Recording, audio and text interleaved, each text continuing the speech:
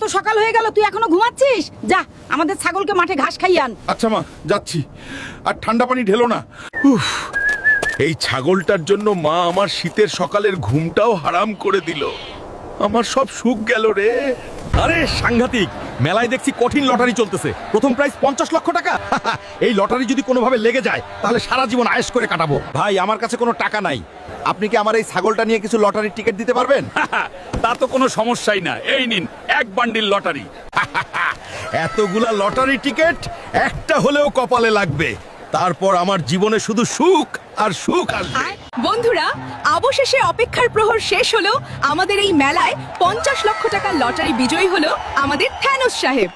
হায় রে, লটারি পাওয়ার লোভে এখন ছাগলটাও গেল। মা যদি এটা জানতে পারে তাহলে এই শীতে আর ঘরে জায়গা দিবে না। এখন কিছু একটা বুদ্ধি বের করে মাকে 9-6 বুঝিয়ে বলতে হবে। ও মা, তাড়াতাড়ি বের হয়ে এসো, আমাদের একটা বড় সর্বনাশ হয়ে গেছে। বাবা হাল্ক, তোর কি হয়েছে?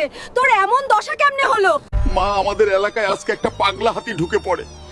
আমি সবাইকে পাগলা হাতি থেকে বাঁচাতে পারলেও আমাদের ছাগলটা বাঁচাতে পারিনি। তা নিয়ে চিন্তা করিস না বাবা, তোকে নিয়ে আমার অনেক গর্ব হচ্ছে, কারণ তুই সবাইকে বাঁচিয়েছিস। আর তোমরা চুপি চুপি চ্যানেলটা সাবস্ক্রাইব করে দাও, খবরদার আমার মাকে কিচ্ছু বলবে না।